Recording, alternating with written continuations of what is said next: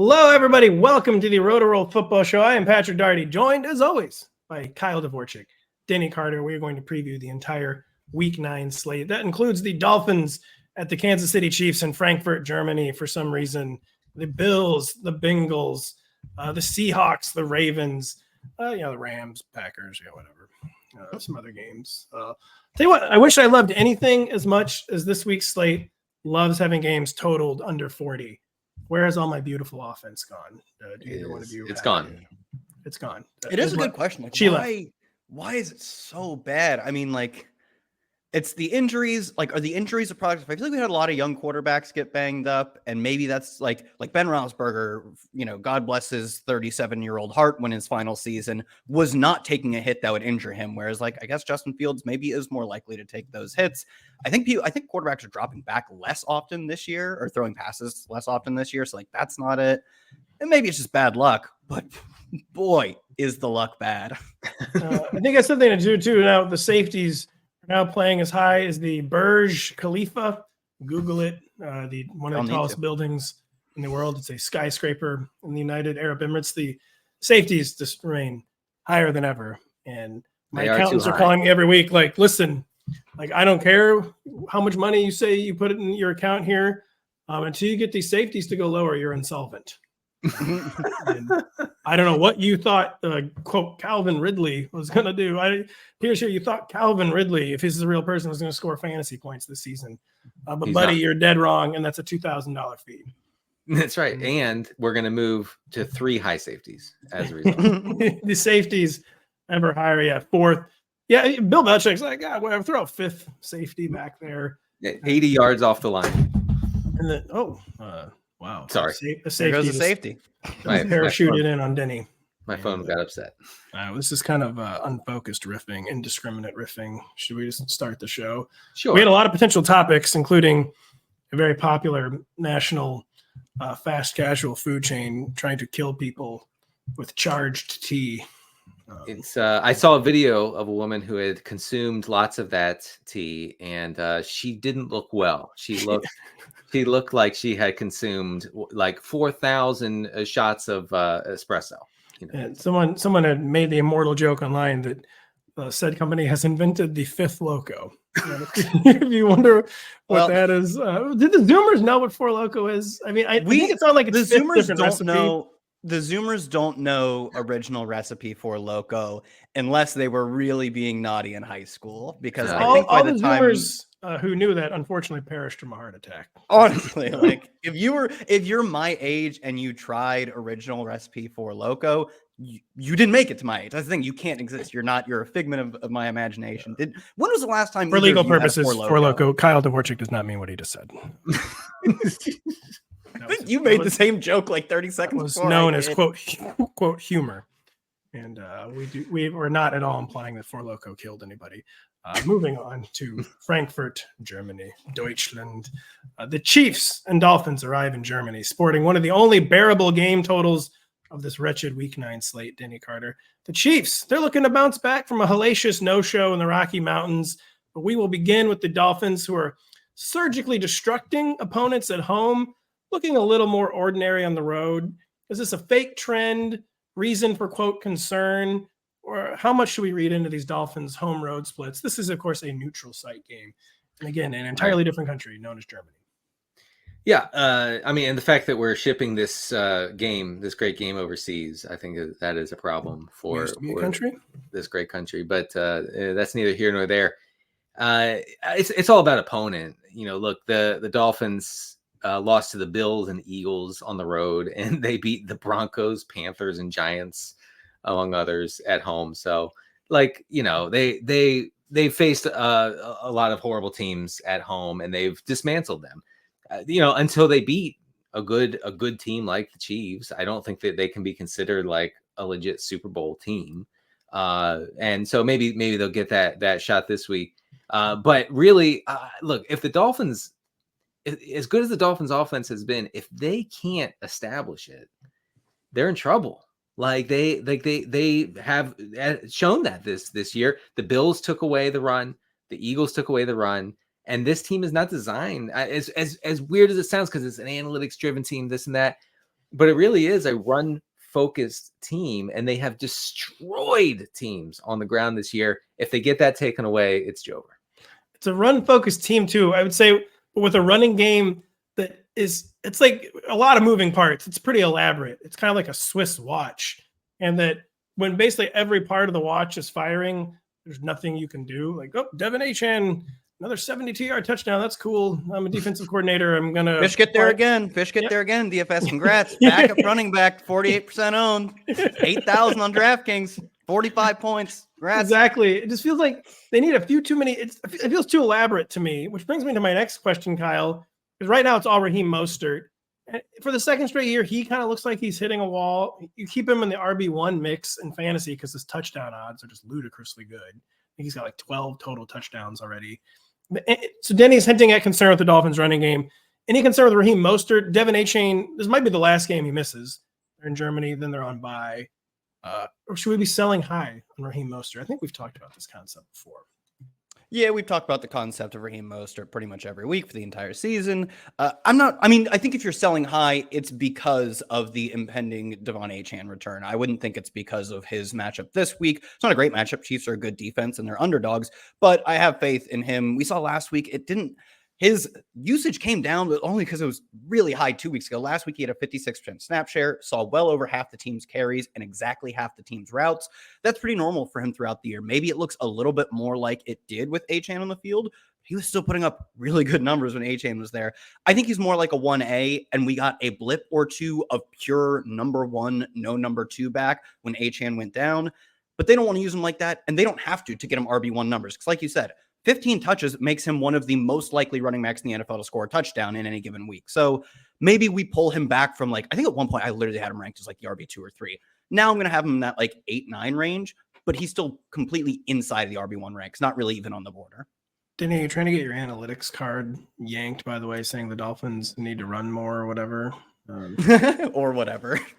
Well, when they don't have, when they can't have a balanced offense, like when they're forced to drop back, look at as good as Tua has been. He's been good, and he's good for this system. Okay, he's a system knower. He's good for the system. Not saying that. Not saying anything bad about him. Okay, so please, Dolphins fans, don't. Kind of sounds like it, but keep going. But he's not a guy when they have to lean on him. It's usually not going to work. When they take away the running game, Tua very quickly seems to not see a dropping linebacker or an encroaching safety, right. And that they need this. I mean, every offense needs these outlets and these safety valves and these layers, but the Dolphins, they're not going to be able to just pass their way out of any problems. They need Devin Achane healthy. They need to keep Raheem Mostert healthy. They need Jeff Wilson to maybe start contributing. Then on the other side of the ball, I don't know if we really have questions about the Chiefs. It was a stink bomb game against the Broncos. Mm-hmm. Patrick Mahomes was sick. Everything just went wrong.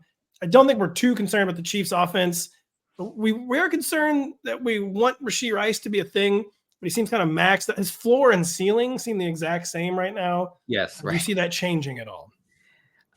Look, not unless you can confidently project him for more routes. I mean, it is kind of that simple, and I wish it weren't. But I wrote Rashee Rice up in the regression files this week. If folks want to check that out, there's some good and there's some bad. I'll start with the good. Rice has been targeted on 30% of his pass routes this season. That's second in the Kansas City offense to Travis Kelce. His 2.8 yards per route run is just a shade under Kelce's. So he has been really good. The bad is that he is not running the routes. It's around 50%. Sometimes he gets a little over 60. That's not enough. That is just not enough for bankable fantasy production, even in the KC offense. Even they're still leading the league in pass rate over expected, so they're still dropping back a lot, still passing a lot. But you can start Rice, but you're right, Pat, in saying that his floor and his ceiling are pretty similar. No difference between good and bad Rashee Rice things. Right. Very quickly, any reason at all to roster any of Kadarius Toney, Sky Moore, MVS, or is it Rashee Rice or bust? No, don't do this. No, I don't think so. I mean, Toney might be interesting if Rice misses time, but other than that, no. Justin Watson will just play that spot. They're not. It doesn't matter. There's no world in which I see them giving Kadarius Toney half of the routes. He's down below 20% the past 2 weeks. Sky Moore, like, still holding steady around like a similar route usage to Rashee Rice, except Sky Moore's really, really, really not good. So nothing. Very not good. Very not good. That we'll be right back. It's very good. Nailed it. We nailed it. We will be right back after this. Two of the NFL's best quarterbacks face off this week on Sunday Night Football. Don't miss Josh Allen and the Bills playing against Joe Burrow and the Bengals in Cincinnati. Coverage of the AFC clash begins at 7 p.m. Eastern, only on NBC and Peacock. And don't forget, find all your favorite NBC sports shows and Amazon Music. Just head to amazon.com/NBC Sports. Bills-Bengals, that is as big as it gets. Those two teams hate each other. And it's for like kind of weird reasons. There was like a lot of like spillover animosity after the incident on Monday Night Football last year. Kind of like it was like neither team's fault. They were just like upset about like minor grievances after that game, like the way it affected the playoff seeding and all that. And I'd imagine that the fan bases both have inferiority complexes for the Chiefs, and they take it out on each other. That's a pretty amazing hypothesis. And, yikes! Kyle just came out and said it. Yeah, I mean, yeah, that's really what it comes down to.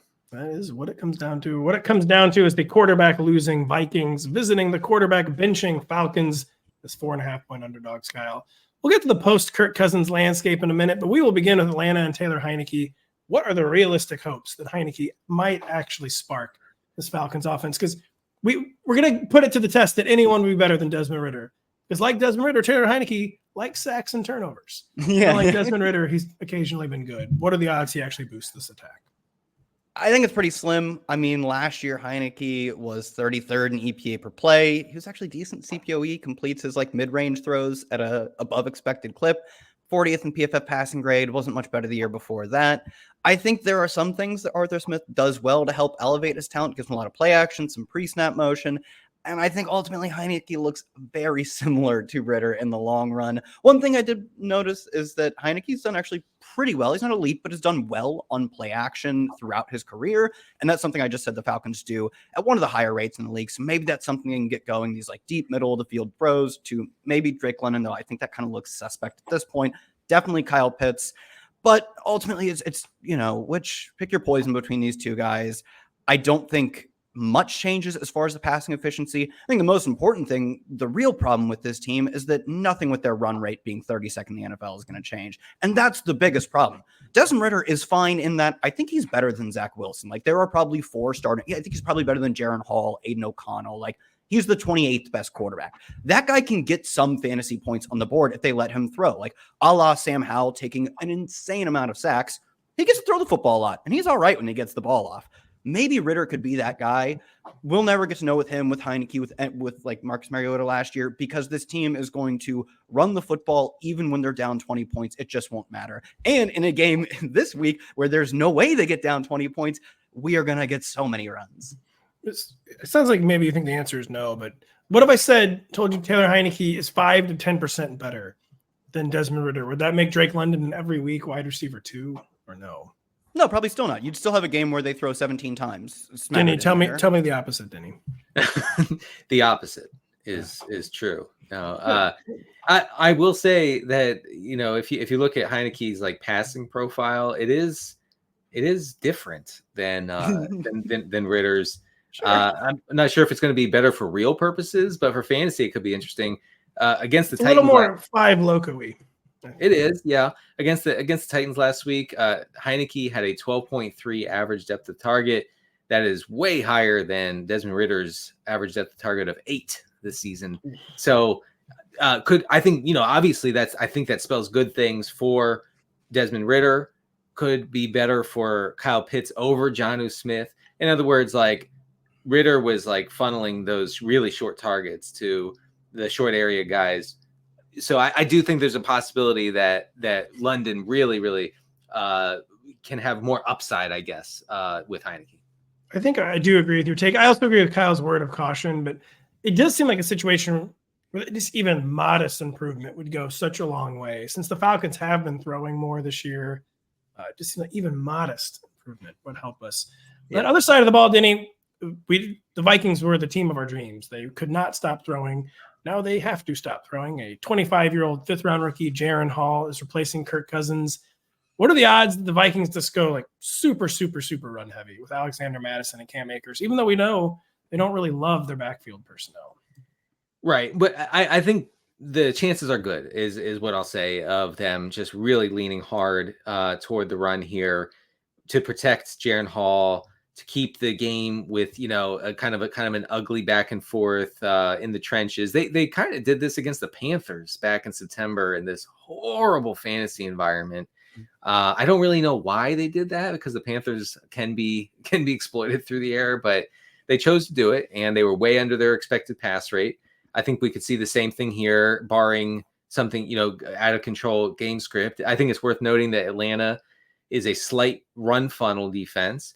And last week, Minnesota had the second lowest drop back rate over expected of the season against Green Bay. I think they are at the point where they're like, okay, we're just going to have to run it. And that could crush target volume for the guys we've been accustomed to starting, particularly Addison. So segueing right into that, Kyle, sorry if you've heard us talk about this, or we've talked about this on all of our shows this week, but is it over for Jordan Addison, who had ascended almost into the top 20? Now he's kind of like fighting for his top 36 life. Is that too dramatic, or is it over as a wide receiver 3 for Jordan Addison for now? It's tough. It's on the border there, because as much as like Denny and I were very excited and were both of us less concerned about KJ Osborne, we proved right in that, but not by like an outstanding amount. He, over the games without Justin Jefferson, has a target share just 2% higher than KJ Osborne. Really, where his fantasy value came from is that all of his opportunities were high leverage. He had an air yard share that was over 10% higher than KJ Osborne's. They were throwing to him downfield, and he had seen over half of the team's end zone targets after Justin Jefferson went down. KJ Osborne did not have an end zone target. So although the raw target numbers look similar between the two, every single time they looked Addison's way, it was a high leverage look. It's going to be really hard for Jaren Hall to complete those deep throws, and it's going to be really hard for him to get them near the end zone, which is really where a lot of Addison's, I think he has 4 touchdowns since Jefferson went down. A lot of Addison's production had come. So I think it disproportionately hurts him versus someone like KJ Osborne, just getting schemed medium short targets at a similar clip to Jordan Addison. I feel okay at least about TJ Hawkinson, especially going forward once Josh Dobbs is in the lineup. Dobbs loves targeting his tight ends, loves his short throws. Addison, I think he's going to rank just inside the top 36 for me. But if you tell me you have him like 41, I'm like, yeah, that makes sense. It's a bad spot. Got him right on that borderline. We spent too much time on this game, but very quickly, percent odds we see Josh Dobbs in this game. I'll say 23%. We see Josh Dobbs in this I'll game. go 25%. Give me 15. Yeah, I was hoping you'd go higher, try to win the prices right. No. 51%. And anybody have a succinct Bijan thought? I mean, he led in touches last week. Cool. Great. Andrew Beck, the fullback for the Texans, has more inside the 5 carries than him. That was my thought. I just thought of that one. Moving on. The slinging Sam Howells and the Commanders arrive in New England as 3.5-point underdogs after giving up on their season at the trade deadline. We don't care about that at all, Denny. That's actually good, because that means they're worse, and now they have to throw more. Can Howell keep throwing more than 40 times per game and force his way into the QB1 mix? Or is this like a guy living dangerously, and when he's dropping back that much, he's just going to be getting crushed for like 9 sacks? Didn't happen in week 8. Well, so I'm hoping, as someone who has Howell on a couple teams, that maybe the Commanders talked to old Sammy and said, hey, Sam, you can't take 12 sacks a game. You got to throw the ball away. And he actually did. He did. The beat writers made a point of talking on Monday and Tuesday about the fact that Howell was way more cognizant of oncoming rushers, got the ball away, scrambled, dumped it off, which is important. We cared if he lived or died. That too. So maybe that takes, but really Sam Howell has a long history, including going way back to college, as our own Zach Kruger has shown, of taking a lot of sacks. So I don't know if that will stick, but the Commanders are insanely pass heavy right now. They've completely abandoned the run, which we love to see. 7.5% above their expected pass rate. It's actually gotten more pass heavy over the past 3 weeks. And I mentioned Howell in the regression files this week because Howell has managed a touchdown on only 8 of his 24 throws in the red zone, or in the green zone. Sorry, in inside the 10-yard line. And it's not a horrible rate, but it's definitely maybe due to regress. I know he's coming off a 4-touchdown game. I do get that, but he was a screaming regression candidate coming into last week. I think he remains so going into week 9. Just forced to trade Sam Howell in a 2-quarterback league and not really loving it. Gonna miss him. He's gonna be missed dearly. He's a glue guy. Like he's out there scrapping for your fantasy points. It's the fourth quarter. His team's down a lot. And he gets you a garbage time touchdown. He's what gets you through the bye weeks. He is, and he had been. But you got Justin Herbert. You got Tua Tagovailoa. Decisions have to be made. And we welcome Adam Thielen and Calvin Ridley to the squad. So Cal, if you're ready to do anything, that would be real great news. We're talking about the Commanders' pass volume, Kyle. Included 8 catches on 10 targets for Jahan Dotson in week 8 against the Eagles. Finally had a 100-yard game. Finally scored a second touchdown. Is it as simple as saying Jahan Dotson's not dead yet? Curtis Samuel not practicing with a toe injury? Or just kind of a one-game blip against a pretty shockingly terrible Eagles pass defense? What's the Jahan Dotson lay of the land right now? Yeah, I think Curtis Samuel being hurt the past 2 weeks, he's played, but he's only run a route on 37% of the team's dropbacks over the past 2 weeks, has done a lot for Dotson because as much as we all believed in Dotson's talent, it was very clear that he just didn't have the ability to separate from Curtis Samuel as the clear number 2 target. Some of that is a sort of reminder that Curtis Samuel is probably better than we gave him credit for when we were drafting our fantasy teams, but it also does have to be a bit of an indictment on Jahan Dotson. The good news is that it doesn't look like he's going to play this week, and the past 2 weeks have given us some look into what they're going to do if they don't have Samuel, and they've been passing out of 12 personnel way more. Their 11 personnel pass rate heading in to what would have been 2 weeks ago was up there in like 87%. It's dropped 17% since then. And when you're passing out of 12 or 21 or any other non-11 personnel look, a lot easier for a wide receiver to draw targets when part of the competition for targets becomes Cole Turner instead of Curtis Samuel, something like that. So I do think that's a huge part in what they're sort of doing in lieu of Samuel being healthy, and it should stick this week. So I think it's maybe a blip in the sense of if Samuel's healthy, it's hard to start Dotson. Doesn't look like he's healthy this week. Kyle, the personnel knower. No, that's really good stuff. Denny, Patriots, anything to care about here? Kendrick Bourne out for the year with a torn ACL. Yeah. Demario Davis probably going to see 7 to 10 targets, but really hard to find anything to care about in this Patriots offense against a really, really bad Commanders defense. The team we're going to be targeting with anyone who's not Mac Jones. I mean, look, the three receivers in this offense when they have 3 receivers on the field are going to be Jalen Reagor, Pop Douglas, otherwise known as Demario, and probably Juju Smith-Schuster. So that is down tremendous.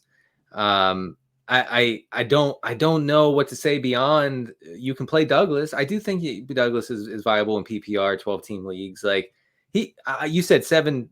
Would you say 7 targets or so? 7 to 10 targets. Yeah, right. I was going to say, I think that I'm trying not to say double-digit targets are locked in, but I feel like it's pretty close because I just don't know where else the ball's going to go. Maybe the targets funnel down to Ramondre Stevenson. Maybe, I don't know. But what if they start playing like Mike Gesicki and Hunter Henry on the field, like all exclusively? Yeah. I worry a little bit about a Bill Belichick rug pull. Like, these fantasy guys think we're going to give a 5'8" receiver 10 targets. Yeah. I feel okay that we're not getting the rug pull because they're already down to Jalen Reagor. Jalen Reagor was the guy they would have used to rug pull us, but he's on the field too. Otherwise, it's like Keyshawn Butte, I think, who hasn't played since week 1. Yeah, he's been a healthy scratch. Yeah, or like Tyquan Thornton. So yep, another great draft pick. At least they didn't spend much on Butte. Tyquan Thornton has been not a great pick, but maybe it is 12. Too. Yeah. Oh, dang. Man, he should have been. I feel like he could be good if he were on like another team too. Yeah. Maybe. I don't know. It could be like Gesicki, though. It could be that they just run a lot of 12 or something like that. But I feel good that we're not getting Douglas rug pulled. Real quick. Doug pulled. Doug I had to get that one in.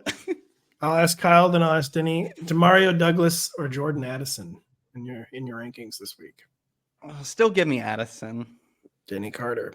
Douglas. Oof. I'm sticking with Addison, but I sort of get it, I think. Jaron Hall is his quarterback, and this should be a great matchup. Sorry to waste time on this game, but this should be a great matchup. The Commanders are 30th in EPA per play to the pass allowed, and they just traded away their 2 best pass rushers from the outside. That accounts for like 11.5 sacks and like 55 or 60 pressures they've generated this year. So no cornerback depth, they have one good cornerback, Kendall Fuller, no cornerback depth, no pass rush. This is, I don't want to say stream Mac Jones, but that's what I was saying. 40.5 total strikes me as shockingly low for the amount of defense that we played in this game. Right. I think that this is one of 2 or 3 games that I think has sneaky shootout appeal. And by shootout, I'm not talking about 45-42 or anything. But I'm talking about a game that sneaky beat the total appeal. Yeah, I mean, a game that provides some fantasy appeal, right? And I which is hard to find this week. It's hard to find any week with all these quarterback injuries. So that's why I'm bullish on Douglas, I guess, more than you guys. And I think that Mac Jones is a reasonable streaming option. I hate to say that. I haven't written up my start. He's in the top. I wanted someone else to say it. He's in the top 20 because if you see 21 through 28, you'll understand why he's in the top 20. Wow. The way this game environment goes south is if Bill Belichick, one last job, obviously I'm going to make Sam Howell's life a living hell. And he's going to have 19 pass attempts and 4 of them will be picks. That's within the range of outcomes, but the Patriots just have not been playing that kind of defense. So I agree with Denny's optimism. This game may be getting us more points than the bookmakers expect. Jockeying for position in the NFC East, the Eagles host the Cowboys as modest 3-point favorites, Kyle Dvorchak. Philadelphia continues to bleed passing game production. Is this the beginning of a real deal Dak Prescott hot streak after last week's 4-touchdown explosion against the Rams? I mean, Dak has been good, really good all year. It's just their games are so dumb. Every single one of their games has some terrible way to not be fun and competitive. They are last in the NFL in total plays run within 7 points of their opponent, either direction. Only a third of their plays it's just over a third of their plays have come within 7 points of their opponent. I'll have you know, every game starts with both teams within 7 points of their opponent. And unless you get a 2-point conversion on the opening touchdown, games last as a 1-score game for what would normally be a very long time. And their games are just hilariously finding ways to not be normal. The spread says this is a normal game. I think I've even said that before on this show. But Dak is 5th in EPA per play, 10th in CPOE. And the film watchers over at PFF have him 10th in passing grade. He's legit good. He is legitimately one of the 10 best quarterbacks. I wouldn't even put him outside the top 10. And this is a now very beatable defense in a game with a good total, especially good for this week. It's a really good spot for Dak, I think. Kyle, by the way, I said the film watchers are kind of in shambles this week. Aren't they defending Desmond Ritter? I think that's what some of them are. Some of them are. Look, film watchers. Hey, the EPA bros also said that Desmond Ritter had 3 good games in a row. He's still on the season, ranks quite poorly, and I blame that more on sequencing. If those first 3 games came at the beginning of the season, we'd say he's terrible now. I just look at it in the aggregate. Just look at the spreadsheets. So it was Kyle's part of the toxic groupthink that's fair. That's a fair characterization. Yeah. Boy, Art Smith just kind of says stuff and then hopes that what he wants to happen happens. Then when it doesn't, he just pretends that he never said. I didn't say he pretends the guy has a headache. Yeah, he's got a friggin' headache. I mean, Desmond Ritter, he's giving him Advil every 4 hours. What do you want to say? You and me both, Art. He's got a headache. Denny, elsewhere in this Cowboys offense, Tony Pollard just Joe Mixon now? Question mark? Or I don't know. Folks. I don't know if Pollard has the juice. Last week. Look, where's the magazine? I got one. I don't know. there he is. There's our guy. Last week should have been it. It really just should have. They get out to a huge lead against a Rams defense that has been pretty vulnerable for parts of the season on the ground. Forget about that though. Forget about the matchup. Pollard was in line to see 20 plus touches in that game. I don't know how many he ended up with. There's no way to know for sure. But it does nothing. And these game scripts for the Cowboys are so wacky and so distorted, right? That Rico Dowdle ends up being the primary ball carrier for the last quarter and a half against the Rams. So I get it. It's kind of bad luck, okay? Because if the Rams had hung in at all, maybe Pollard sees more action in the second half, whatever. But this has happened too much. It's happening every week. And it's going to continue. The more important thing it's going to real quick. It's going to continue to happen. The schedule after the Eagles game: Giants, Panthers, Commanders. Oh my God! So sorry, what were you say, Kyle? The more important thing, although those games are going to be terrible and we're going to get 12 Rico Dottle carries, not the point. To me, the more important thing, Denny, you just briefly mentioned is the juice. Like, dude, Pollard is getting buried in every single efficiency metric, and our sample size is growing. After 1 or 2 weeks, I'm like, oh, outlier. I just do not care. Right. At some point, I do have to be concerned, and we have reached that point. It's like his first season in the NFL with a negative rush yards over expected. It's a career lows in missed tackles forced, breakaway yards, et cetera, metrics, spreadsheets. And you see it when you watch him. You're like, oh, that's another play of 2 yards. We might have underestimated someone coming back from what I believe was literally a compound fracture, like a pretty serious injury. Folks, someone may have mentioned that fracture during the offseason and was dismissed as crazy because it wasn't a muscle pull. All right, we've spent too long on this game. Please don't let Penny victory lap anymore. Briefly fired when you disagreed with putting him on the magazine cover. Of course, your lawyers got your job back. They did. Thank goodness. Went right to your lawyers hurt Tony Pollard apparently too. Any concern? Oh, you go, Denny. I'm really sorry. I'm done with Pollard after this. I have to say this: their PFF elusive rating. Zeke is right there with Pollard, back to back. Stop. Come on, man. Fake news. The news is fake. It's fake. It's fake news. Don't look it up. Real quick, any Eagles receiver concern? We know all about the 125-yard game streak for AJ Brown. Devontae Smith got cooking in week 8. Cowboys, they don't have like amazing like secondary personnel right now, but the pass rush is, of course, making life very difficult. Any concern for these Eagles pass catchers against the Cowboys? I don't think so. No. All right, whatever. Moving on. The Colts and Panthers meet up and will hopefully be the little shootout that could, Kyle. This is supposed to be Denny's turn in the rotation, but you have begged me to talk about Jonathan Taylor and the unspeakable crimes that occurred in week 8. What the heck happened? We got Shane Steichen out there not really bothering. Some people were floating. Someone, Denny.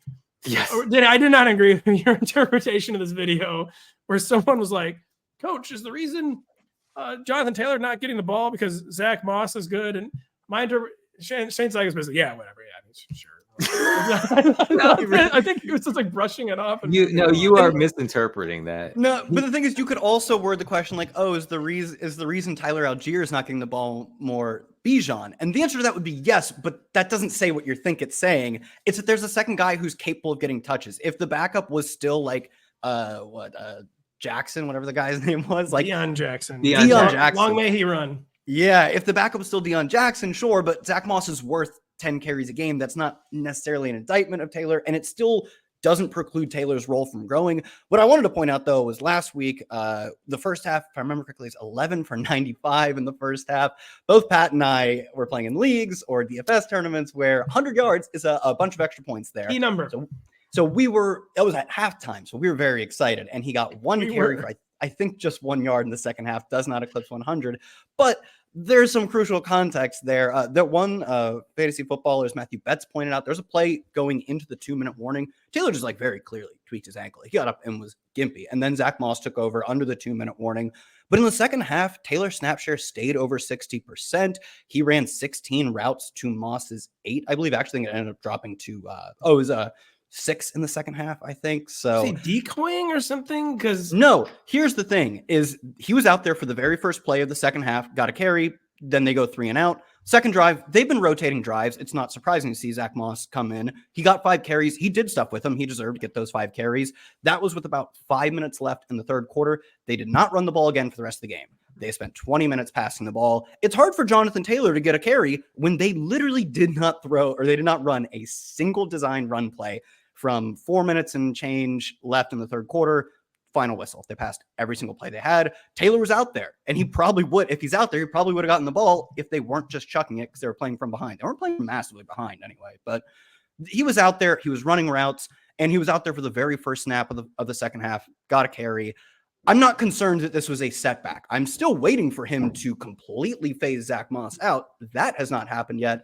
But to me, this was just very wonky game script. And I'll admit a little bit of it. It looked like he kind of tweaked his ankle up. Not bad. I couldn't believe that had nothing to do with his health, but he's not on the week 9 injury report. So maybe it was just like a true ankle roll. Yeah. And he's fine. Because Kyle, I couldn't believe that it wasn't his health. Denny, you don't have to jump in on this if you don't have anything. It seemed like maybe a slightly different Taylor take, or do you not? What was your interpretation of what he was saying about Zach Moss?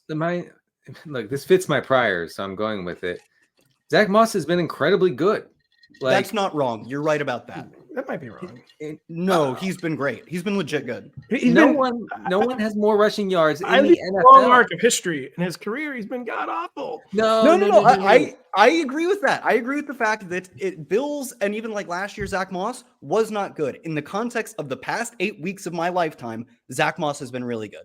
Sorry, Danny, continue. He was good with the Bills. He was good with the Bills until he started suffering various injuries, including a head injury. Devin Singletary took over, and it was Jover for him. So I think that he's a good player, and the team has no reason to kind of phase him out. He's seeing the goal line touches. Like, it's a problem. It's a problem for Taylor. And I don't see. I think that press conference today where Steichen was dismissing it as in, yes, Moss is great. What do you want? I was getting heavy, whatever vibes. Yeah, like I was too. Whatever you say, Denny's man. Right. Yeah, I was too. That like he just didn't seem to care. But I think Denny's right in that Zach Moss is third in the NFL in rush yards over expected per attempt, 7th in success rate, and you said he leads the NFL in rushing yards. I know he was close a week or two since ago, week 2. Since week 2. He joined or he got like active in week 2 or whatever. So yeah, he's been really good. It's hard to bench him. Is the thing is so weird. He said hot hand. Jonathan Taylor had the hot hand. Yeah, he did. That's why it was confusing. But Denny's totally right. Zach Moss isn't going away. Gardner Minshew is like costing the Colts games with turnovers. It's going to remain. Who could have seen this coming? It's going to remain super run heavy as long as they can. It couldn't when they were in comeback mode last week. The two backs are going to be involved. We hope John Taylor gets like 70% of the snaps eventually. Elsewhere in this game, Denny, did anything change for the Panthers coming out of their Week 7 bye? They went into it struggling and then continued to struggle against someone last week. Who am I talking? I got very confused about my teams here. Panthers. Did anything change for the Panthers coming out of their bye? Yeah. So Thomas Brown, the OC, is calling plays now instead of Frank Reich, who fired himself. Call the good ones yet? From calling plays. And yeah, so Bryce Young's ADOT, his average depth of target, jumped in week 8 against Houston. It didn't lead to much, despite Panthers fans telling me differently. But and it's notable, I think, that Carolina was 4% above their expected dropback rate.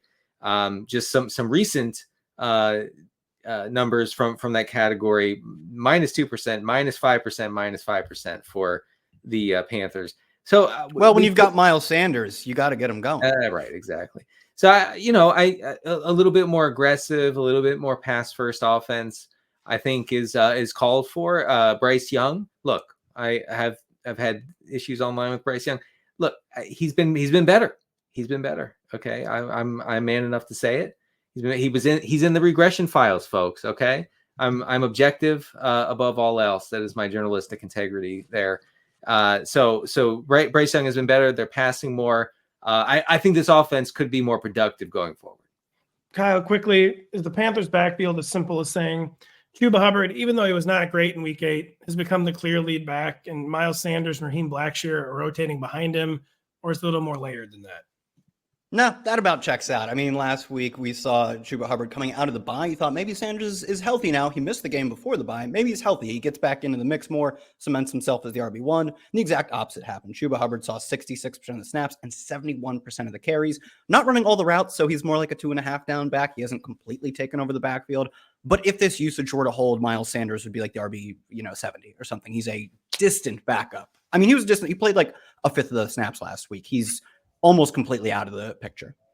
Just couldn't have seen this coming after the Eagles made zero attempt to re-sign him. Miles Sanders, poor guy. The New Orleans Saints are catching nearly 9 points against the fighting Tyson Bagent's Denny Carter. Any hope for the Bears pass catchers in this one? DJ Moore's production has not completely collapsed with Tyson Bagent, but let's say it's remained floor-based. Any hope whatsoever against a really, really tough Saints pass defense?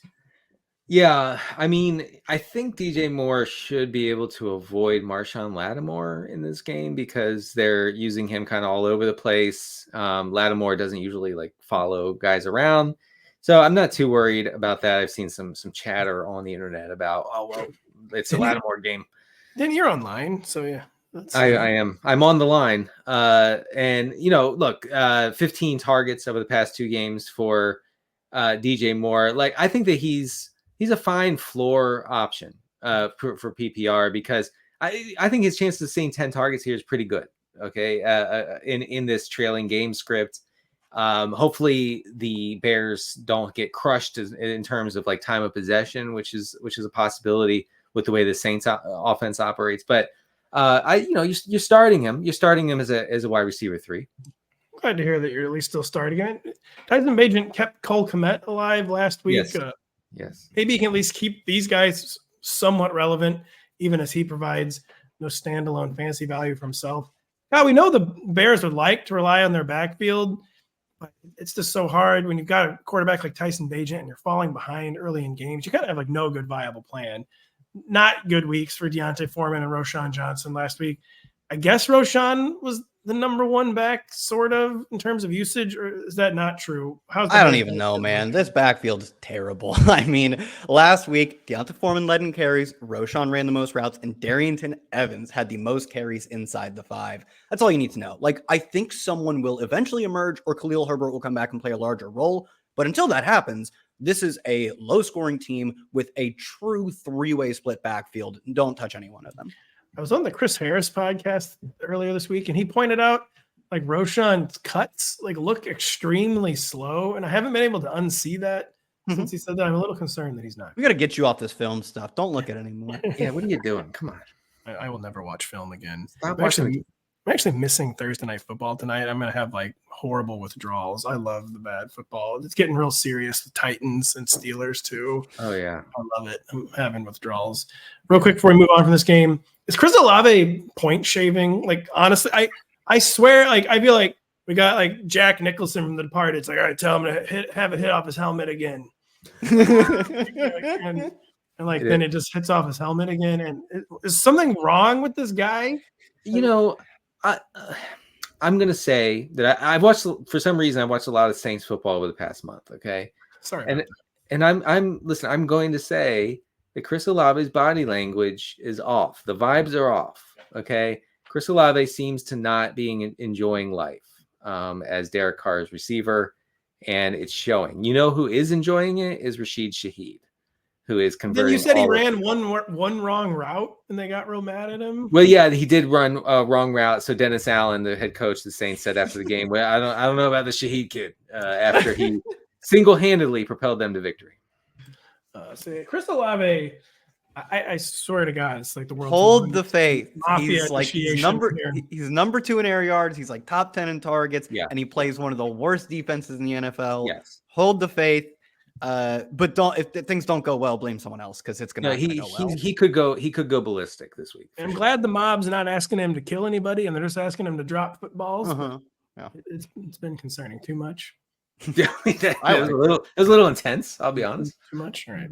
You know what's too much is the Bills and Bengals squaring off in the Queen City, with the Bengals checking in as 2.5-point home favorites. Denny, it's been a quiet go of it for Tee Higgins since his return from, I believe, rib injuries. Correct? Is he slipping out of the wide receiver 2 rankings, or is he actually reascending as the Bengals finally begin to resemble the elite offense we expected all along? Well, you're talking about the cover guy of the regression files this week, folks. So Tee Higgins, look, he last week against the Niners caught 5 of 6 for 65 yards. We got that going for us. It's the first time he's had over 2 catches since I think week 2 or 3. Like it's been bad. It's been bad. But here's the thing about Tee Higgins. He started the season healthy.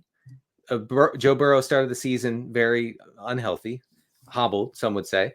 And then as soon as Joe Burrow was unhobbled, Tee Higgins was hobbled. So they have really not been on the same page. They came out of the bye week. Higgins is still dealing with a rib thing, but he seemed healthier. This whole offense seemed healthier last week. I think that continues to go forward. Last week, Higgins saw 34% of the team's air yards. Like that's really solid. Like we can work with that. Okay. Is he going to be more volatile, way more volatile than Jamar Chase? Yes, of course. But I do think that we could start to see that wide receiver 2 value come through. I believe that's what you call a statement game for the Bengals against the 49ers. Yes. Check out their regression files. Lots of really good actionable information in there. I do wonder if I think the Bengals, if they were just finally committing to 12 to 15 weekly Jamar Chase targets, because why would you not? Right. I don't think that's the case. This has never been the way they want to do it. And I agree with you that Tee Higgins seems back on the rise. So one more stat I wanted to share with the folks.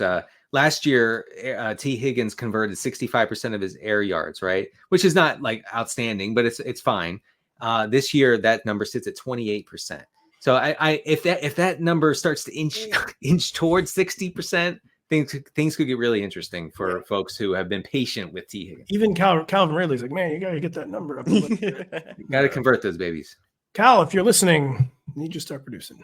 Kyle, what do we expect to stick from last week's Khalil Shakir and Dalton Kincaid pop-up performances in Dawson Knox's first absence? It seemed like we got a lot more 3 receiver sets. Good stuff for Shakir. It was good stuff for Dalton Kincaid. Both the breakouts, quote unquote, real. Can they both be relevant going forward? What do we tell people about these ancillary Bills players? Yeah, Kincaid is as real as it gets. He had 85% route share last week, 18% target share. Like, as soon as they cut out this 11.5 personnel nonsense, which is, I mean, it's not, they call it 11.5 because Kincaid's supposed to be this extra receiver, and it's just like all of the downsides of 12 personnel without a ton of the benefit. Play Kincaid like a normal tight end because he's actually good and you get good results. Shakir, I'm a bit more skeptical on just because they have not committed to a single third receiver at any point. They've been running a lot of 12, as I said. They did not have a wide receiver 3, any of them, no matter who it was, get over half of the routes in any single game up until last week. Shakir got up to close to 75. So if that stuck, it'd be really good. He'd be a usable, like maybe he scores a touchdown type of flex option, but they haven't committed to him at any point until last week. You can still take a flyer on him, but the floors, they go back to using a different player, to Daugherty or something. So I would probably try to avoid it, but there are worse options. It's a high scoring game. And if that role holds, it's a good role. 14-team league with deep benches. I spent a lot of fab on Khalil Shakir this week, even though I share all your concerns. I know. This guy knows what I'm talking about. I needed it bad. I got him. I've never been more excited to start a player than I am. The upside's good. The upside's there that if like Knox comes back and they just commit to doing what they're doing right now, and Shakir's role holds, you're getting a like high pass volume, high pass efficiency team's third receiver. That's a good player to hold. You just need him to keep cementing himself as that guy. Denny, this is not a joke. That same team, I also had spent some fab on Leonard Fournette, who is currently on the Bills practice squad. Will probably, be elevated for this game. We don't know that for sure. Is it Jover for James Cook if Leonard Fournette gets a foot in the door in this offense? Yes. I mean, the short answer I think is yes, because look, Lenny endears himself to the teams he's on. Okay, they really like him. I guess as a dude, as a guy, as a player, he's looking strong. He's looking fit in very skimpy Bills Hardy and Hale, I believe, practice wear. Hardy and Hale. So I think that there is that chance. I don't think that's happening this week. I think that you can start James Cook, but I do think Fournette should be rostered in like almost every 12-team league just in case. It's a long season. And we've seen Fournette like, well, I know he just joined this team, but we've seen Fournette like come on late in the season before. And I think that could happen here for a team that really does. I think that they do want to have just one main running back, and they tend to not do that until late in the season. So it kind of aligns there. One of my hobby horse talking points. Yes, that's a good one. I think at the beginning, it of course says more about Latavius Murray. Damian Harris didn't happen. Latavius Murray isn't happening. Extremely bad news for Latavius Murray. But yeah, the Bills always simplify the running back rotation as the season goes on. They just seem to have a very set idea of what James Cook is. Yeah, I feel like it's a transitive property of concern. This is first an indictment of Latavius Murray, but Latavius Murray was kind of always an indictment of James Cook. Like the fact that we were seeing 34-year-old Latavius Murray on the goal line, that in itself was an indictment of James Cook, and this works its way up the chain. Maybe just don't do that, Bills. Like, have you ever thought about just at least trying the James Cook thing? Just don't. Ever thought about that? Guess not. Apparently not. The fire everybody Las Vegas Raiders are still hilariously 1.5-point home favorites against the Giants as they break in Aiden O'Connell under center Kyle. Anyone who saw Monday Night Football knew this had to be done. McDaniels out, Lombardi out, Ziegler out, Jimmy Garoppolo, of course, out. But what does AOC's insertion mean for Devontae Adams and Jacoby Myers? It doesn't feel good. I mean, we have a small sample on Aiden O'Connell, but he was not good in his previous start and the little bit of action he saw in a second game. On at least 50 dropbacks, he ranks 37th out of 38 quarterbacks in PFF passing grade, 32nd in CPOE and EPA per play. You can see when you watch him, he just doesn't seem quite ready for the NFL speed. I don't know if he has an NFL arm. So as much as Jimmy Garoppolo was just out there doing like average quarterback things, even below average, he wasn't particularly good. This feels like another step in the downward spiral of these pass catchers and this team. Yeah, I wish that I could say I disagreed, but I agree. How could it not be? Josh Jacobs was peppered with targets when Aiden O'Connell started in week 4. So we could have that. We could get some scammy points from old Josh. I think Josh is about to go nuts because the entire offense is going to be oriented around him. The wagons are being circled, and fundamentals have a tendency to be returned to when you get interim coaches. 8 catches on 11 targets for Josh Jacobs when Aiden O'Connell started. Aiden O'Connell also found Devontae Adams for 8 receptions, so maybe all hope is not lost. Yeah, no, I actually think it's over for Myers. I think it's good for Adams. It's good for Josh Jacobs. I mean, really, no. I mean, the whole Patriots triumvirate thing is over, right? And so Jimmy Garoppolo, Josh McDaniels, and Jacoby Myers saying this is our team, and Devontae, you're not part of it. That's all out the door now. Garoppolo's benched. McDaniels is at PF Chang's, and and Myers is not an alpha. He's not an alpha. I wish you were so right about the PF Chang's, the Patriot stuff. Like, I hear you're one of the quote best receivers in the league. I never saw you in New England. Oh yeah, where were you when we were winning Super Bowls? Where were you? I didn't see you. I was there. I didn't see you. Where were you? Yeah. Josh McDaniels is weeping for some reason. Like, there you go. You know who else wasn't there? Darren Waller wasn't there. And as soon as Josh McDaniels realized that, he traded him to New York. As soon as Josh McDaniels ruined his wedding, he was out. That's true. Yeah. I almost said Danny. Denny, are we afraid the Giants might not let Daniel Dimes run? As he comes back from his second neck injury in a few seasons, this is my big concern with Daniel Jones. Is he has no fantasy value if he's not running. Can we really trust him to run? Even though he's been medically cleared, can we really trust him to run with these neck injuries piling up on his resume?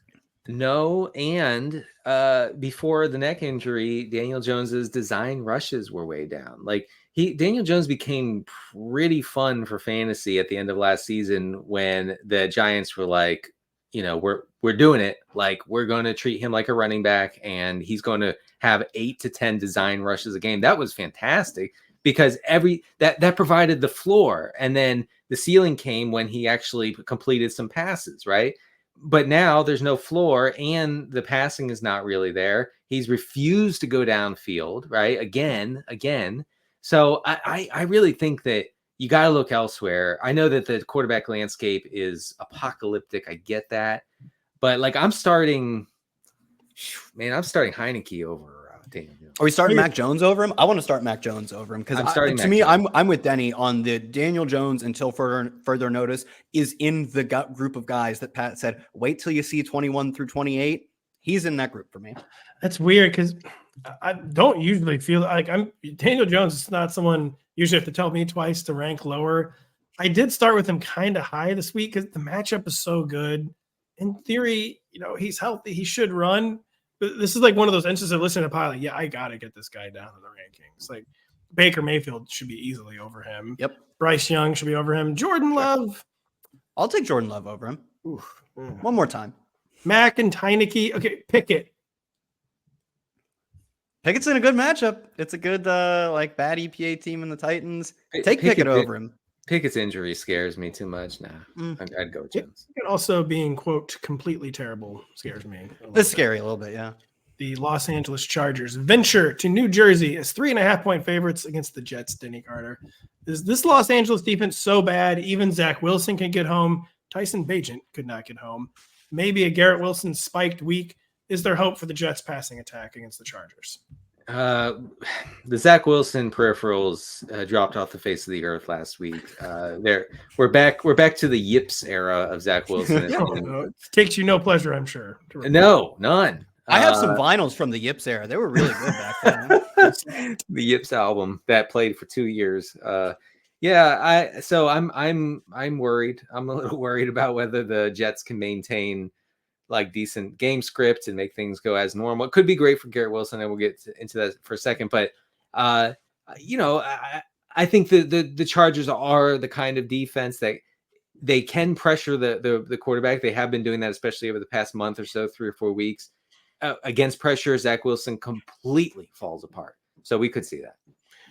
They do allow just so much pass game. If you can counteract the pressure, you will get chunk gains. That's right. Yes, that's where the hope is. Did you have a Garrett Wilson point you wanted to make, or was that? Well, just to give folks an idea of how dominant he has been in the opportunity metrics here. 34% target share over the past 3 games. Next closest guy on the Jets has a 13% target share.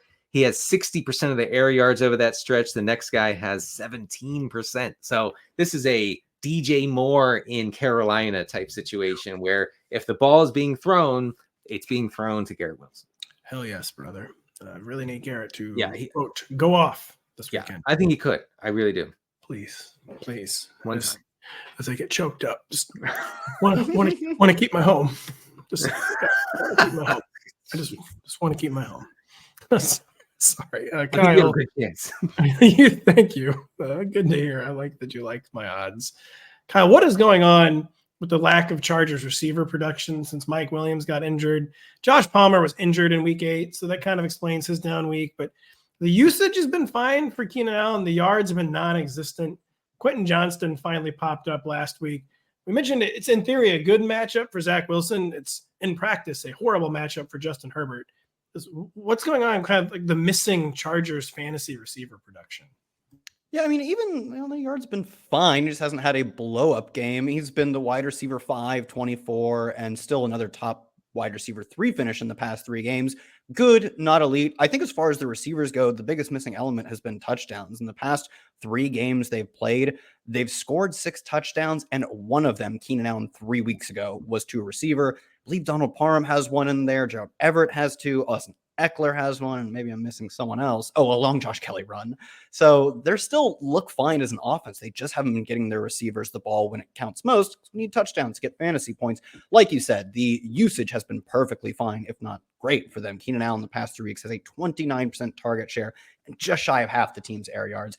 Usage is there, and we follow the usage. So I'm not no concerns because it's a really difficult defensive matchup, but no concerns to the point of benching. I'm even fine playing Josh Palmer in this matchup. He saw his snaps slightly decline last week, 80% of routes. That's still perfectly fine. He was dealing with what was the knee or ankle issue you said. So he had one spot where he looked pretty banged up, but they didn't take him off the field for that much, for a fifth of the snaps. So he'd been basically on the field every single snap before last week. I'm going to say if they keep playing the poor fella, even if he's hurt, he's fine to play. It is a tough matchup, but it's the offenses this week, as we've pointed out, are dreadful. So Josh Palmer hopped on one foot toward the sideline with his teammates looking at him sideways, and then he went to the blue tent, and the reporter and the sideline reporter said that he was heard screaming in the blue tent. He was excited to get back on the field. They said, "Palmer, you're good to go." The knee checks out, and he's like, "Yeah." And then he was back on the field. He did lip reading, and you could have sworn you saw someone say reattach. I mean, that was a weird situation. I saw someone praying in the tent. You could peek in, and someone was on their knees. Not great. And the prayers were answered, though. He got right back out. They were there, poured moonshine on it, and he came right back out there. Good for tough guy. The Baltimore Ravens fell back asleep in week 8, but are still nearly touchdown home favorites against the Seahawks, Kyle. Which Ravens offense are we expecting to show up? Looked really good for 1 week. Some of the film watchers were saying they left meat on the bone, though, and that really explosive week 7 performance. Not impressive against the Cardinals in week 8. They dropped 31 points. I mean, come on, man. What do you mean, come on, man? 31's a lot of points. It was not an impressive performance for the Ravens in week 8. But it sounds like you thought it was, and you expect another one for week 9? They dropped 31 points. Of course I was satisfied with that. I mean, I guess if they, quote, dropped 31 points, they did not earn any style points while doing so. Only 157 passing yards. Lamar Jackson, not even a good day. You'd expect 250 Ravens rushing yards in a game like this, only 130. Not a usable box score from anyone other than Mark Andrews. It's only because he scored a touchdown. Who do we expect to show up for fantasy purposes, let's say, against the Seattle Seahawks? When Gus Bus is ripping it, you let the mans cook. 3 touchdowns for my guy on my bench in my main event team. Couldn't be happier with that outcome. The Ravens have really changed in a number of meaningful ways since their trip to London. In weeks 1 through 5, I pointed this out a few weeks ago, Lamar Jackson's play action rate was down to a career low. It was like 24%. Team was using RPOs around 7% and pre-snap motion, like 40% of their passing plays. All of those numbers are up drastically. And these are just basic measures of what's good strategy in the NFL? We know play action is a benefit to nearly every quarterback. Pre-snap motion is great. RPO, especially when you have Lamar Jackson, a really good play to run. Todd Monken just wasn't calling the good plays for some reason through 5 weeks. And now we've gotten those numbers all coming up. And as it turns out, it seems to be working. Over the first 5 weeks, they were 24th in EPA per passing play. They are second in EPA per passing play over the past 3 weeks. So, I mean, it's a small sample, but so is the first 5 games a small sample. And these things fall in line with what any smart coach would do. I feel like now that we're getting the good plays, and also the drop variance was brutal through 5 weeks and is kind of cleaned up now, I feel pretty good about this offense. Odell Beckham popped up for a near 20% target share last week. Still not a full complement of routes, but maybe they work him back. Otherwise, it's just very obviously Mark Andrews, Zay Flowers. Odell Beckham's sort of in that deep offenses are bad. Maybe you can start in kind of conversation we've had. I sort of considered doing the snoring bit when you started talking about Odell Beckham. Dude, look, as a guy who didn't draft Odell Beckham, I don't want to do the bit, but I haven't busted out. I've lost confidence in my fake snore when put on the spot on a podcast. You got the snore yips? I got the snore yips a little bit, especially since I'm on week 69 of my chest infection. So, it has been a long time. It's people are saying it's been a long time. Denny, Geno Smith was in really, really bad of late. I think he has more turnovers than touchdowns over the past 3 weeks. He hasn't fully collapsed off last year's production, but the regression has been hitting hard. Is there any hope in the underlying metrics for Geno Smith? Or is this just a player who's not playing anywhere near the level he was last year, and there's no particular reason to expect improvement anytime soon? Look, the Seahawks as an offense are running cold. I talked about this in the regression files last week. The Seahawks all season pretty much have been elite on early downs. If you look at EPA and success rate, okay, they're really, really doing quite well, except for converting third downs and converting the occasional fourth down. They're not doing any of that. They're not reading all that on late downs. So it is a situation where I think this offense as a whole will regress in a good way, in a positive way. This matchup stinks. It really, really stinks. Like, the Ravens have been really good against the pass. Now, this is not adjusted for strength of schedule or anything, but since week 3, no one has given up a lower drop back EPA than Baltimore. I would think that PD Carroll would want to establish it. And just be careful, be conservative in this with the game plan against the Ravens.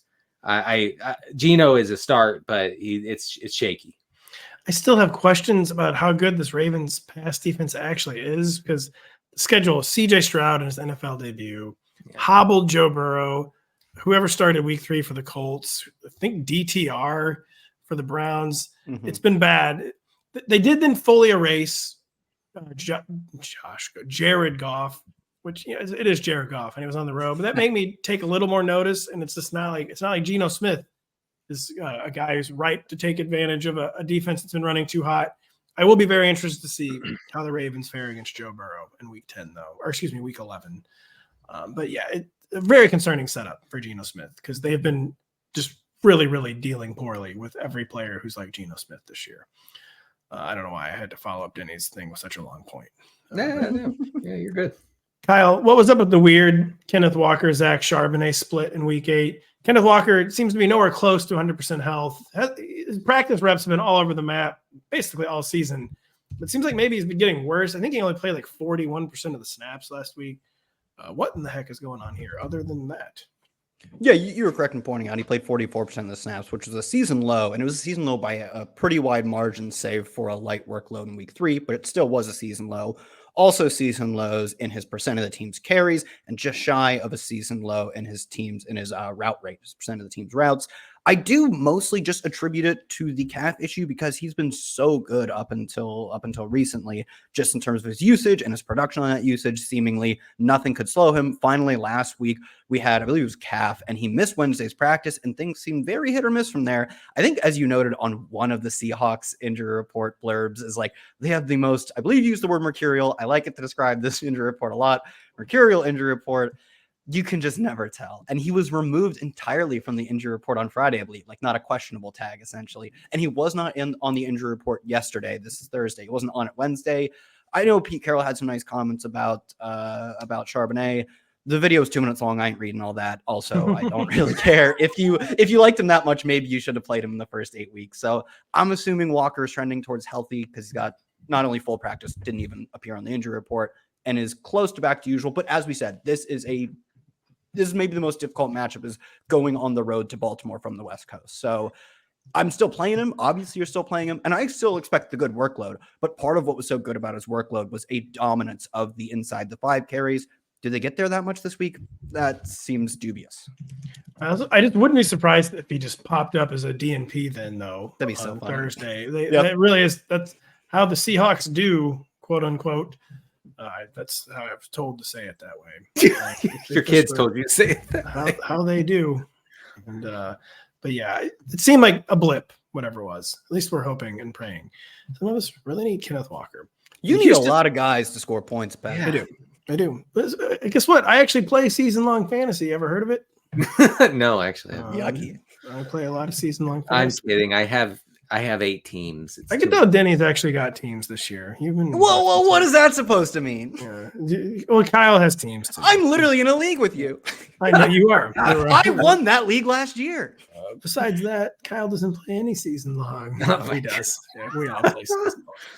We all play season long and love it. I love it. Some would say too much. The Houston Texans are for some reason getting 3 points at home against the Tampa Bay Bucks. Denny Carter. Is there any hope of CJ Stroud snapping what is turning into a rather lengthy slump, both before and after the Texans bye? I wrote something today, folks, called the what is it called? Defense Funnel Report, something along those lines. It's on NBCSports.com if you want to check it out, and mentioned some of the most extreme run funnel and pass funnel defenses in the league right through week 8. And guess what, folks? Tampa Bay is one of the most extreme pass funnels in the league. Nobody is running against them. Nobody's having any success running against them by any metric. So Dameon Pierce and Devin Singletary, it's not going to happen. Now, the Texans have gone super run heavy, like terrified. Please don't lose sort of offensive mindset recently, which is very devastating for those of us who like Bobby Slowick, the offensive coordinator. But I think that they will have no choice here against the Bucs but to air it out. I think that creates more target volume for Nico Collins, for Tank Dell. Robert Woods is going to be out in this game. So I'm a little more bullish on Stroud than I was last week for sure.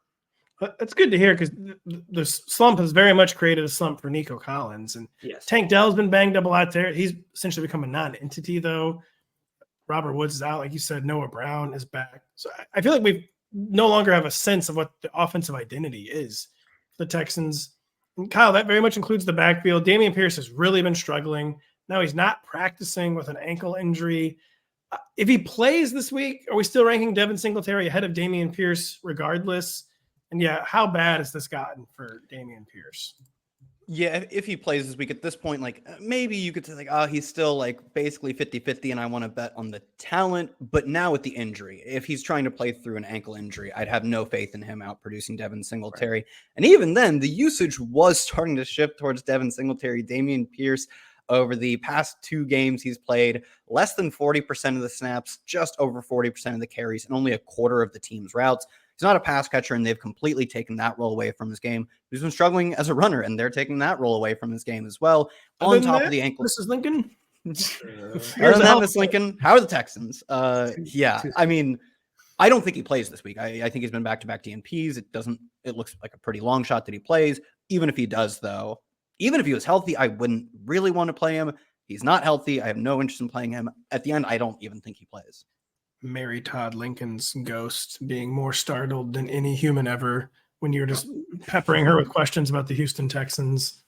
Why are you asking me about this? Her first question would be, what's Houston? Yeah, who won the war? Yeah, what is Houston? Is Texas now part of the Union? It was already a part of the Union. Oh, was it? Okay. Somehow she knew Dameon Pierce's ADP, though. She was like, you were drafting him how high? Oh, my God. Yeah, she did survive the end of the Civil War, so I'm assuming she knows who won it. But she had gone kind of crazy by then, though, too. So maybe she forgot. We very much digress. Yeah, let's talk more about. We're all looking for the man who made this show 3 hours long. Is anybody have any thoughts on these Tampa Bay Buccaneers? Kind of out of things to say about them. We know who they are, right? Yeah, I like Baker Mayfield this week as a streaming option. They're Denny, I like Baker Mayfield. That's the whole clip we just keep running it on social media. And because honestly, they don't have any choice here. Look at their drop back rate over expected. Oh my goodness, guys! Look over the past 4 weeks, 5% over expected, 11%, 11%, and 10%. These are our bucks. Okay, and that's good for Rachaad White too, because Rachaad White catches a bunch of PPR scammy stuff underneath. It's good. They just had to get rid of Tom Brady. That's all they had to do. The Rams and Packers meet up in Green Bay, Wisconsin, with one of the week's numerous sub-40 totals. Kyle, how bad is it going to be for Cooper Kupp and Puka Nacua managers if it is Brett Rippon under center, not Matthew Stafford? The Rams being as cagey as possible with Matthew Stafford's thumb injury certainly seems like he's not going to play. But how bad does it get for Kupp and Nacua managers? Yeah, you've pointed out that I believe they have a bye next week. So just let Stafford get healthy. As someone who has some teams with Kupp and Puka that need them to produce, we're willing to take the hit this week. And boy, are we going to take the hit. Last week, Brett Rippon averaged nearly minus 0.5 EPA per play, meaning the average play he had lost the team about a half a point versus the expectation of that play. Tommy DeVito strong. Yeah. He's literally the one guy who is like worse than all the metrics. Minus 22% COE. Meaning that if you adjust for his target depth, the percentage of passes he should have completed was about 22% higher than it ended up being. Over his career, he's got, I think, 4 touchdowns and like 10 interceptions. This guy is not good. And that's okay. Get out there, lose a game. Stafford, come back healthy in week, 11? We need you, buddy. Or maybe just easily win a game against Jordan Love. Maybe. Maybe. That might be what happens. Which, speaking of Jordan Love, Denny, he's playing just well enough that it's not killing his receivers' production, but tell that to Christian Watson. What are the recent Packers receiver trends? Where I feel like every week it's a theme in our Slack. I think usually from Kyle, like Christian Watson's 9th end zone target.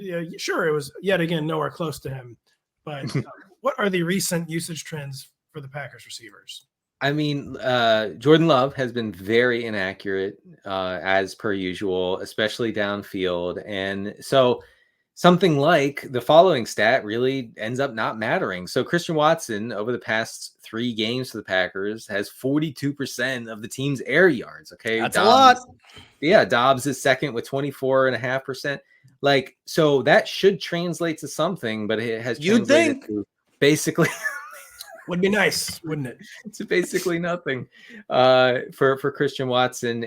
But hey, look, the process says that you should maintain some interest in the guy seeing really high value downfield targets. He seems okay health-wise.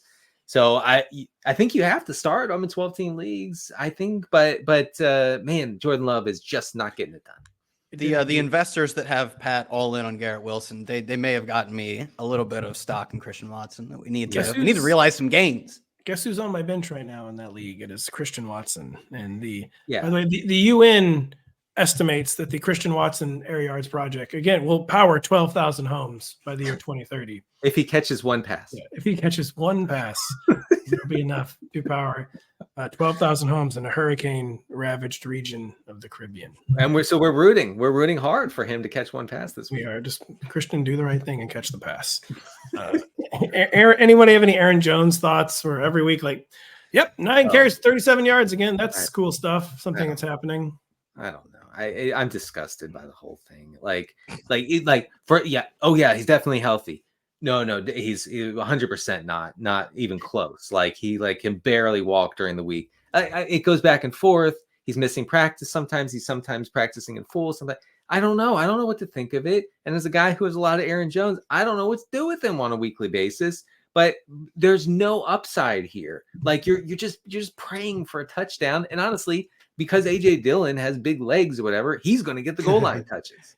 All right, hearing Denny invoke the Lord, saying he's praying for Aaron Jones. Is there anyone on this show who doesn't have mob ties over some player? No, silence, as expected. Absolutely not. So, Aaron Jones will never, quote, just get 10 carries once. It's actually unbelievable. It really is unbelievable. Like he should be the centerpiece of the Green Bay offense. Okay, like in an effort to protect themselves against Jordan Love melting down week after week, they should get him 15 touches, 15 carries a week plus 5 catches. Get him involved, but they don't. And so I do think that you don't have to play him in 12-team leagues. I think that you might have better options. Producer Adam giving you an amen, and it makes so little sense that you just have to assume he's even less healthy than they're letting on. But I know Packers fans have been very, very unhappy with the team's offensive sequencing, and some LaFleur truthing has been kicking in. Not great. I get it. We don't know who the Cardinals quarterback is going to be, Denny Carter. So we'll begin in the Browns backfield for this 37.5 total to fair. The Browns are 8-point home favorites. This is now a 3-man committee. Did Jerome Ford leave the door too ajar for Kareem Hunt, and did he smash through it? Who is the chairman between Kareem Hunt, Jerome Ford, and Pierre Strong, if you insist on including him, which I did for some reason? Yeah, right. I don't know. I don't know if it's Pierre. Even his most ardent truthers would not say so. But yeah, I mean, last week Kareem Hunt 14 carries to 10 for Strong, 9 for Jerome Ford. Now Jerome Ford came into the game with what was considered a high ankle sprain of the lowest grade.